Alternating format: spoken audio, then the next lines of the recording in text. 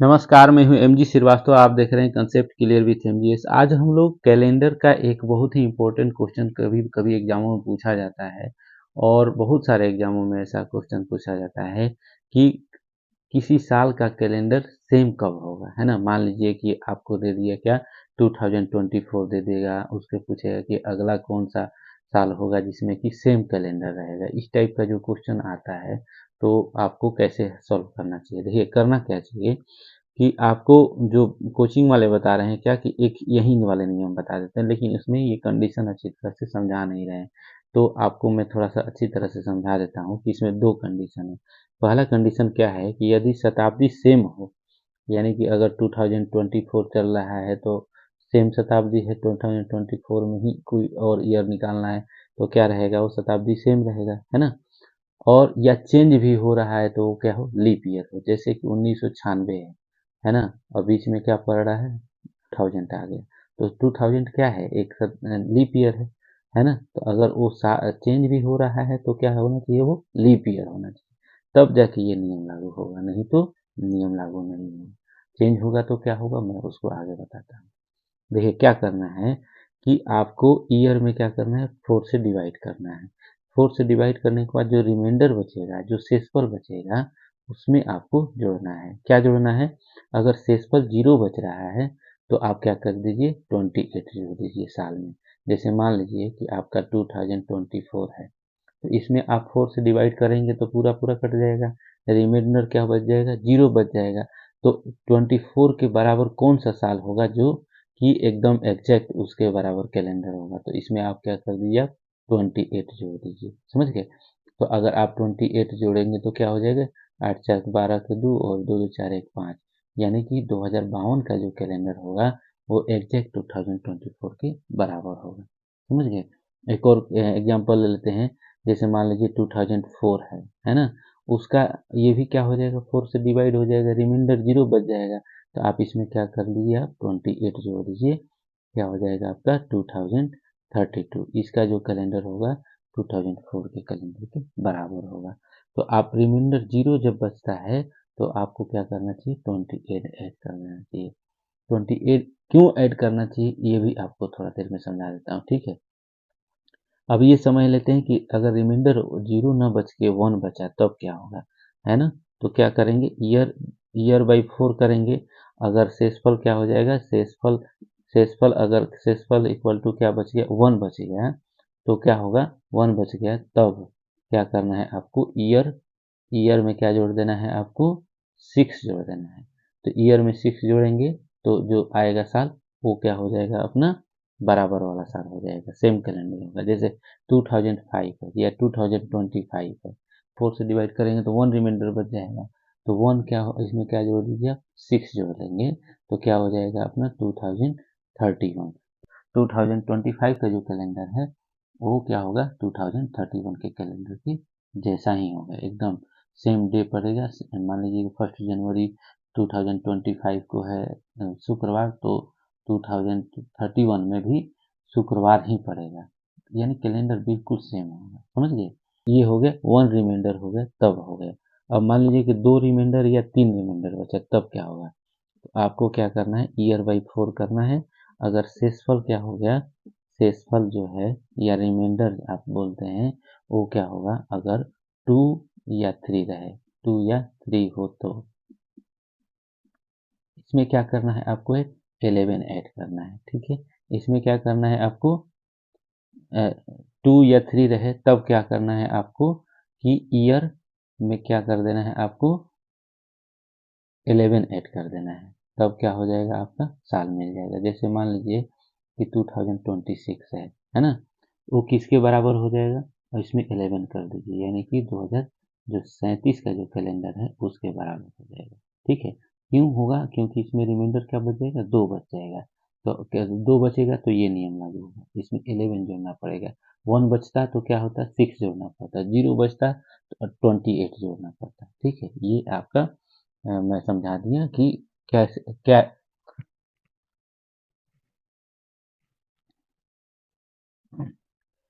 तो आप ये समझ गए कि अगर मान लीजिए कि एक 3 रिमाइंडर वाला ले लेते हैं, जैसे मान लीजिए कि 2003 है, तो 2003 का जो कैलेंडर है वो किसके बराबर होगा, तो 2003 प्लस 11 कर देंगे तो ये क्या हो जाएगा, 2014 के कैलेंडर के बराबर होगा। क्यों, क्योंकि इसमें रिमाइंडर क्या बच रहा है, 3 और बच रहा है। 2 या 3 रहे तो 11 जोड़ना है, 1 बचे तो 6 जोड़ना है, 0 बचे तो 28 जोड़ना है। कब, जब क्या होगा, जब शताब्दी चेंज नहीं हो रहा हो, सेम रहे, और चेंज भी हो रहा है तो वो क्या हो, लीप ईयर होना चाहिए। जैसे कि मान लीजिए कि 1996 है ना, बीच में क्या पड़ रहा है अपना, 2000 पड़ रहा है, 2000 पड़ रहा है ना, तो 2000 क्या है अपना, 2000 जो है वो क्या है, लीप ईयर है। 2000 लीप ईयर क्यों है, क्योंकि 400 से डिवाइड होता है। शताब्दी का नियम जानते हैं ना, जो शताब्दी होता है वो क्या होना चाहिए, 4 से नहीं 400 से डिवाइड होना चाहिए, तब जाके वो लीप ईयर होता है। तो 2000 जो है 400 से भी डिवाइड हो जाएगा, तो ये क्या है, लीप ईयर है। तो अगर लीप ईयर रहे तो ये सारे रूल लागू होंगे। अगर यही नॉन लीप ईयर रहता, जैसे मान लीजिए कि रहता ये 1896 और बीच में क्या पड़ रहा है 1900, ये क्या है, नॉन लीप ईयर है, तब ये नियम लागू नहीं हो, समझिए। तब क्या लागू होगा वो मैं आपको बताता हूँ। चलिए उससे पहले हम लोग ये समझ लेते हैं कि ये ऐसा क्यों हो रहा है, क्यों जीरो जोड़ना पड़ रहा है इसमें, 1 क्यों जोड़ना पड़ रहा है, या 2 या 3 बच रहा है तो 11, इसके पीछे का लॉजिक क्या है। देखिए इसके पीछे का लॉजिक यही है कि जो अतिरिक्त दिन होते हैं, अभी आप पूछें अतिरिक्त दिन क्या होता है, तो अतिरिक्त दिन क्या होते हैं उसके बारे में डिटेल वीडियो का एक डिस्क्रिप्शन बढ़िया से आपको डिस्क्रिप तो अतिरिक्त दिन क्या होते हैं और उसके क्या क्या, मतलब बहुत ही डिटेल में एक वीडियो बना है, वो लिंक डिस्क्रिप्शन बॉक्स में रहेगा, आप उसको देख लेंगे तो आपका वो भी क्लियर हो जाएगा। ठीक है, अब अतिरिक्त दिन का मतलब आप समझ लीजिएगा क्या, कि एक्स्ट्रा दिन, जो एक्स्ट्रा, जैसे मान लीजिए कि 365 दिन में आप 7 से डिवाइड करेंगे तो एक दिन क्या हो जाएगा, एक्स्ट्रा हो जाएगा, तो वही अतिरिक्त दिन होता है। क्योंकि दिन वाला जो चीज़ें है ना बराबर करने के लिए 7 से डिवाइड होना चाहिए। क्यों 7 से डिवाइड होना चाहिए, क्योंकि वो सप्ताह जो है 7 दिन का होता है ना, सप्ताह 7 दिन का, इसीलिए वो 7 से डिवाइड होना चाहिए, तभी जाके वो क्या होता है कि वो बराबर रहता है। जैसे मान लीजिए कि ये जीरो है ना, तो जीरो आ गया, अब इसमें 28 जो है वो क्या हो जाएगा, 7 से डिवाइड हो जाएगा। अब आप बोलेंगे 7 भी तो 7 से डिवाइड हो जाएगा, लेकिन क्या हो जाता है कि इसमें लीप ईयर की जो संख्या है, अब 28 में 7 लीप ईयर्स भी हो जाएंगे, और आपका क्या हो जाएगा, ये 28 से कट भी जाएगा। अब देखिए 28 क्यों हुआ, इसलिए हुआ कि 28 जो है इसमें कितने लीप ईयर होते हैं, तो 7 लीप ईयर होते हैं, तो 7 लीप ईयर होते हैं, तो 28 में 7 जोड़ेंगे तो क्या हो जाएगा, 35 हो जाएगा, तो 35 भी क्या हो जाता है, 7 से डिवाइड हो जाता है। अगर मान लीजिए कि आप इसी के बदले आप 24 लिख दिए, ठीक है, तो 24 ईयर्स में तो कितने लीप ईयर हो जाते हैं, 6 लीप ईयर होते हैं ना, तो 24 प्लस 6 हो जाता है 30, तो 30 क्या 7 से डिवाइड होगा, नहीं होगा। तो ऐसा हमें बनाना है कि वो क्या होना चाहिए, उतना ही साल एक्स्ट्रा, जो ऑड डे एक्स्ट्रा होता है, अतिरिक्त दिन क्या हो जाते हैं, एक लीप ईयर में एक्स्ट्रा एक दिन हो जाता है। कैसे, 365 दिन का साल होता है तो 366 हो जाता है लीप ईयर में, तो वो एक्स्ट्रा हो गया ना। तो जब एक्स्ट्रा हो गया एक दिन, तो 6 साल में 6 लीप ईयर पड़ रहा है तो 6 दिन एक्स्ट्रा हो जाएगा, 5 लीप ईयर पड़ रहा है तो 5 दिन एक्स्ट्रा होगा। तो उस हिसाब से अगर कैलकुलेशन करेंगे तो 4 और 7 का जो एलसीएम निकालेंगे तो वो क्या आ जाएगा, 28 हो जाएगा। 28 ही है जो क्या हो जाएगा, 4 से भी डिवाइड हो जाए और 7 से डिवाइड हो जाए, इसीलिए हम लोग क्या ऐड करते हैं इसमें, 28 ऐड करते हैं, समझ गए। तो ये हो गया इसके पीछे का कंसेप्ट। अब ये समझिए कि जब रिमाइंडर 1 बचता है तो 6 क्यों जोड़ते हैं, है ना, 6+1 क्या हो जाता है, 7 होता है, 7 से डिवाइड करेंगे तो 0 बचेगा, यानी कि पूरी तरह कट जाएगा, तभी तो सेम होगा ना, एक्स्ट्रा दिन हो जाएगा तो सेम कैसे पड़ेगा, जाके वो क्या हो जाता है हमारा, सेम ईयर पड़ जाता है। अब आप पूछेंगे 2 और 3 बच रहा है तो 11 क्यों जोड़ना पड़ रहा है।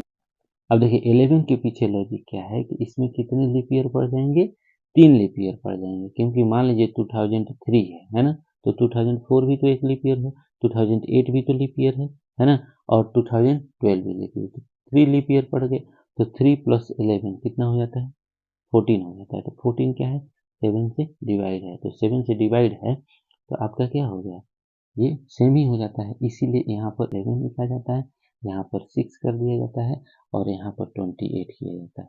क्योंकि अब उसके पीछे का डिटेल्स वाला जो है ना कि अतिरिक्त दिन का क्या फायदे हैं, उसके अंदर और घुसना चाहते हैं तो आप क्या कीजिए कि मेरा डिस्क्रिप्शन बॉक्स में लिंक दिया रहेगा, उसको आप पढ़ेंगे तो आपको बहुत सारे चीज के लिए हो जाएगा। अब देखिए जब शताब्दी चेंज हो रहा हो तब क्या होगा, देखिए अगर शताब्दी क्या हो सेम नहीं हो और चेंज हो और वह नॉन लीप ईयर हो, जैसे कि क्या हो गया अगर 1900 है तो 1900 क्या है नॉन लीप ईयर है।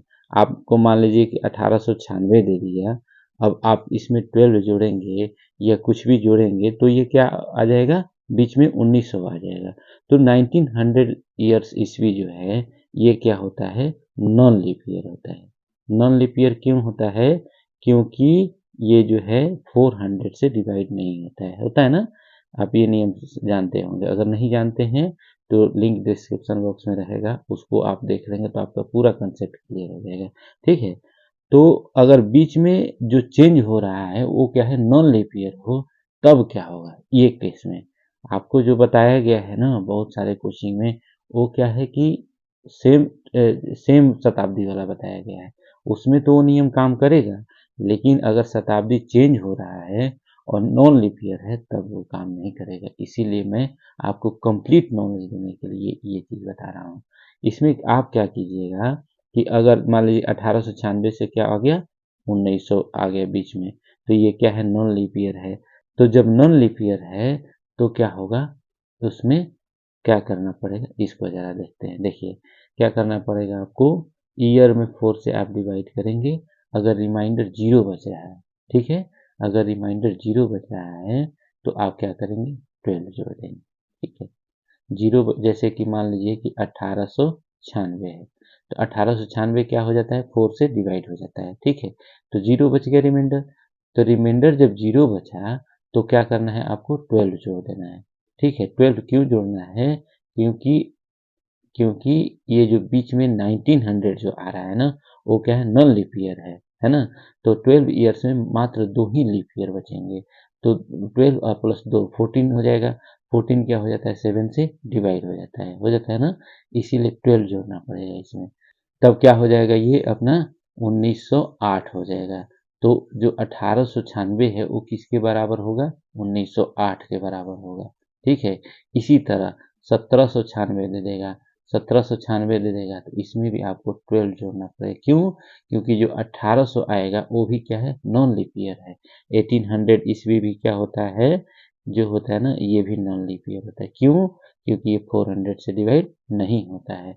तो आपको क्या जोड़ना पड़ेगा 12 जोड़ना पड़ेगा। तो अगर आप इसमें 12 जोड़ेंगे तो ये क्या हो जाएगा 1808 हो जाएगा। समझ गए, तो ये ध्यान देना है कि अगर इस तरह का ईस्वी चेंज हो रहा है तो थोड़ा सा आपको केयरफुल रहना है, उसमें आपको 28 नहीं जोड़ना है, क्या जोड़ना है 12 जोड़ना है। ठीक है, और उसके लॉजिक पीछे का लॉजिक क्या है कि इसमें 12 ईयर्स में 2 ही लीप ईयर पड़ेंगे, तो 12 प्लस 2 हो जाता है 14 और 14 7 से डिवाइड हो जाता है, तो इसलिए क्या हो जाता है ये कि हमें 12 जोड़ना पड़ता है। समझ गए। अब दूसरा केस देखिए कि ईयर में आप 4 से डिवाइड करें और शेषफल क्या हो गया 1 हो गया, तब क्या करना है आपको 7 जोड़ देना है, या 12 जोड़ेंगे तो भी आ जाएगा। ठीक है, तो क्या करना है या तो 7 जोड़ सकते हैं या 12 जोड़ेंगे, दोनों में आपका सेम आंसर आएगा। क्यों होगा, क्योंकि वन जैसे 1900 क्या 1800 क्या हो गया 97 हो गया, जैसे 1897 हो गया, इसमें आप क्या करेंगे 7 जोड़ देंगे तो क्या हो जाएगा 1904 आ जाएगा।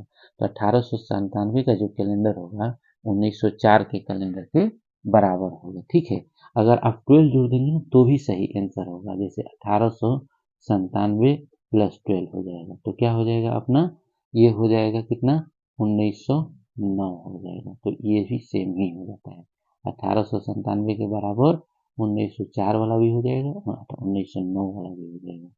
तो इसीलिए मैं दोनों बता दिए, क्योंकि मैं चाहता हूँ कि आपको कंप्लीट नॉलेज है। ठीक है, तो 7 भी होता है 12 भी होता है। तीसरा केस क्या है कि आप ईयर में 4 से डिवाइड करें और शेषफल क्या आ जाए 2 या 3 आ जाए, तो भी क्या करना है 12 से ही 12 ही ऐड करना है। 12 इसलिए ऐड करना है कि बीच में जो शताब्दी वाला जो ईयर है वो क्या है, अपना नॉन लीप ईयर है ना। तो आप जैसे कि मान लीजिए कि आ गया क्या, 1898 है ना। तो 1898 में 4 से डिवाइड करेंगे तो 2 उसका रिमाइंडर बचेगा, तो इसमें आप क्या कर दीजिए, 12 जोड़ दीजिए। ये क्या हो जाएगा अपना 1910 हो जाएगा, 1910 1910 हो जाएगा। तो ये जो है ईयर इसके ईयर के बराबर होगा, ठीक है। या मान लीजिए कि उन 1899 ले लिए, 1899 में 3 रिमाइंडर बचेगा, तो 3 रिमाइंडर है, फिर भी क्या हम जोड़ेंगे, 12 जोड़ेंगे, तो क्या हो जाएगा, ये हो जाएगा 1911। तो ये इसके बराबर आ जाता है, ठीक है। तो इस तरह का जब आता है ना, नॉन लीप ईयर वाला बीच में पड़ जाता है, तो आपको मोस्टली ये ध्यान देना है कि 12 जोड़ना पड़ेगा। एक में केवल 12 जोड़ेंगे तो भी आंसर आ जाएगा, और 7 जोड़ेंगे तो भी आंसर आ जाएगा। आपको ये 12 याद रखना है, ठीक है, बीच में जब नॉन लीप ईयर पड़ता है तो। चेंजिंग हो शताब्दी का और नॉन लीप ईयर वाला पड़ता है तो होगा। लीप ईयर पड़ेगा तब तो कोई दिक्कत ही नहीं है, तब तो वो पहले वाला जो केस है वही लागू होगा, ठीक है। और इसके पीछे का जो कंसेप्ट है आपको समझाएंगे, ठीक है। अगर आपको फिर भी नहीं समझ में आ रहा हो तो आप क्या है, डिस्क्रिप्शन बॉक्स में एक और वीडियो मैं डाला हूँ और डे के बारे में, ये कैसे सेम होता है उसके बारे में भी आपको बताया हूँ। उसको आप देख लेंगे तो आपका कंसेप्ट फिर एकदम बिल्कुल क्लियर हो जाएगा, ठीक है। अभी फिलहाल ये जो कैलेंडर सेम होने का जो मेन कंसेप्ट क्या है, देखिए जो ऑड डे है ना, ऑड डे के बारे में भी उस वीडियो में बहुत अच्छी तरह से समझाया हूँ। ये अभी समझाएंगे तो और लंबा चला जाएगा। ऑड डे का मतलब क्या हो जाता है, जैसे मान लीजिए कि 365 डेज का होता है ना ईयर, इसमें आप 7 से डिवाइड करेंगे तो ये 52 टाइम्स में हो जाएगा, तो कितना 364 हो जाएगा, ठीक है, 1 रिमाइंडर बच जाएगा।